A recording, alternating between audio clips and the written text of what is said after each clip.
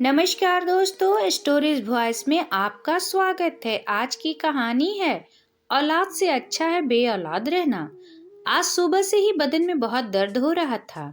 जैसे तैसे उनके लिए नाश्ता बनाया। लंच पैक नहीं करने की गलानी थी सो अलग। ये शुक्र है कि आज बच्चों की छुट्टी थी। घड़ी की तरफ देखा तो 9:30 बज रहे थे। सोचा एक कप चाय अपने लिए भी बना लूं और एक पेन किलर ले लूंगी। तभी दरवाजे की घंटी ने मेरा ध्यान आकर्षित किया। रसोई से ही आवाज लगाई कि आती हूँ। दरवाजा खोला तो एक गरीब बूढ़ी महिला मेरे दरवाजे पर थी। उसका मलिन चेहरा देखकर मुझे उस पर तरस आ गया और पूछा, अम्मा भूख लगी है क्या?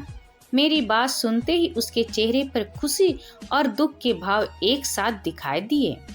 मैंने कहा, अम्मा आ जाओ अंदर, बैठ जाओ, मैं देखती हूँ कि कुछ खाने को है या नहीं। वो हाथ से नहीं का इशारा करके वहीं दरवाजे पर ही बैठ गई। मैं वापस रसोई में आई और सोचा कि अब क्या करूं। फ्रिज में देखा तो रात की थोड़ी सी सब्जी और थोड़ा सा गूंधा हुआ आटा रखा था। जल्दी से गैस पर तवा रखकर और रोटी बनाने लगी।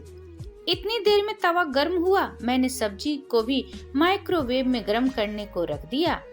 अपनी तकलीफ को शायद मैं भूल गई थी। जल्दी जल्दी 4 मोटी मोटी रोटियां बनाई और सब्जी को थाली में डालकर दरवाजे पे ले गई। अम्मा दरवाजे की चौखट पर सर को टिकाए आंखें बंद किए हुए थी। मैंने उनके हिलाकर कहा, अम्मा लो ये खाना खा लो। उन्होंने आंखें खोली और मेरे हाथ में थाली देखकर उनके चेहरे पर एक बहुत ही दयनीय सी मुस्कान आई। मेरे आगे हाथ जोड़कर धीरे से बोली, बिटिया ये रोटी मैं घर जाकर खा लूंगी, तुम अखबार में लपेट के दे दो तो मेहरबानी होगी। सब्जी भी रोटी के साथ लपेट देना। मैंने आग्रह किया कि वे यही खा ले, पर वो बार बार यही मिन्नत करती रही कि वो यहाँ नहीं अपने घर जाकर खाएंगी। मैंने उनके कहने के हिसाब से रोटियों को अखबार में लपेट दिया और सब्जी एक प्लास्टिक के डब्बे में डालकर उनको थमा दिया और वो मुझे दुआएं देते हुए मेरे सर पर हाथ रखकर वहां से चली गईं। दिल को एक सुकून सा मिला कि चलो एक भलाई का काम कर दिया और मैं अपने लिए चाय बनाने रसोई में चली गई।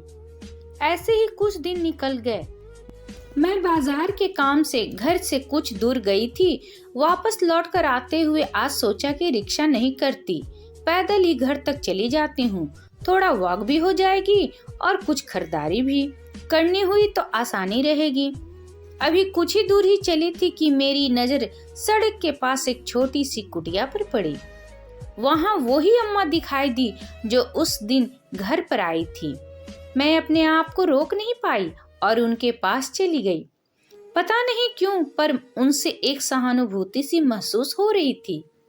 देखने में वो गरीब और लाचार जरूर थी, पर उनके चेहरे पर जो शालीनता थी वे कुछ अलग थी, जिसको देखकर मुझे उस दिन भी कुछ अजीब सा जरूर लगा था।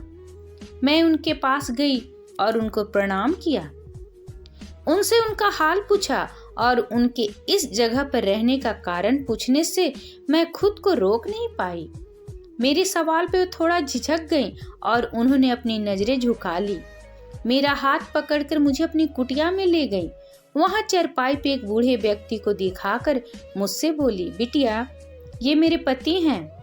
मैं और मेरे पति यहीं पास में ही एक बहुत ही आलीशान मकान में रहते थे। मेरे पति का अच्छा कारोबार था। हमारा एक बेटा है जो अभी विदेश में रहता है। हमने उसकी अच्छी शिक्षा देने के लिए विदेश भेजा था, परंतु पढ़ाई करने के बाद वो वहाँ ही काम करने लगा। वहीं घर लेने के लिए उसने अपने पिता से काफी पैसा मांगा, तो मेरे पति ने अपनी दुकान को गिरवी रखकर उसको पैसा भिजवा दिया। उसने कहा कि मैं आप लोगों को अपने साथ विदेश में ही रखूंगा। उसने वहीं शादी कर ली और एक दिन उसने कहा कि मैं आप दोनों को लेने आ रहा हूँ, आप तैयारी कर लो। हमने कहा कि इतना बड़ा घर किसके लिए है, हम यहीं रहेंगे और तुम भी अपनी पत्नी को लेकर वापस आ जाओ, हम सब मिलकर बहुत खुश रहेंगे। तब उसने कहा कि अगर आपका मेरे साथ विदेश में रहोगे तो वहाँ भी हम खुश रहेंगे। और अभी आप लोग यहाँ अकेले रहते हो तो मुझे आप दोनों की चिंता रहती है। मेरा काम बहुत अच्छा है और हम सब साथ रहेंगे तो एक दूसरे को अच्छे से ध्यान रख पाएंगे। तब हमने सोचा कि बेटे की बात मान लेने में ही भलाई है। फिर एक दिन हमारा बेटा आया और उसने हमको ये घर बेचने पर मजबूर कर दिया, यह कहकर कि अब इस घर को यहाँ किसके भरोसे छोड़कर जाएंगे, इसको बेच देते हैं और हमेशा के लिए वहीं बस जाते हैं। बस हमसे यही एक बहुत बड़ी भूल हो गई। हमने घर को बेचने की हामी भर दी। घर बिक गया और वो यह कहकर कि मैं एयरपोर्ट के लिए टैक्सी लेकर आता हूँ। हम अपने सामान के साथ घर के दरवाजे पे खड़े उसका इंतजार करते रहे और वो टैक्सी लेकर नहीं आया। हम जैसे तैसे रिक्शा करके एयरपोर्ट गए। वहाँ बेटे का नाम से पता करवाया तो पता चला कि वो तो कभी का अपनी फ्लाइट लेकर जा चुका था। हम बेसहारा होकर वापस अपने घर लौटकर आए, पर वो भी बिक चुका था। हम कहीं के नहीं रहे थे। हमारे साथ हमारे ही औलाद ने विश्वासघात किया था। वो हम सबको बेसहारा सड़क पर छोड़कर भाग गया था।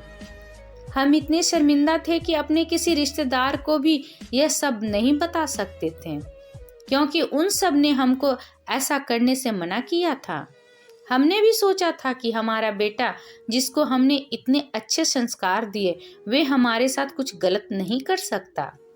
इसलिए हमने रिश्तेदारों को भी कुछ भी ना बताने का निर्णय किया। इतना बड़ा सदमा ये झेल नहीं पाए और उनको दिल का दौरा पड़ गया।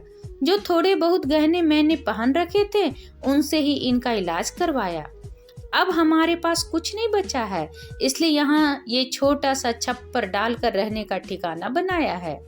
अब ये बिस्तर से अपने आप उठ भी नहीं पाते हैं, इसलिए मैं इनको छोड़कर कहीं काम करने भी नहीं जा सकती।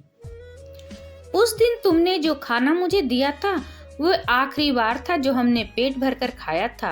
अब समझ नहीं आ रहा है कि क्या करूं। मैं उस अम्मा की बातें सुन रही थी और मेरी आंखों के आगे वे बस मंजर घूम रहा था।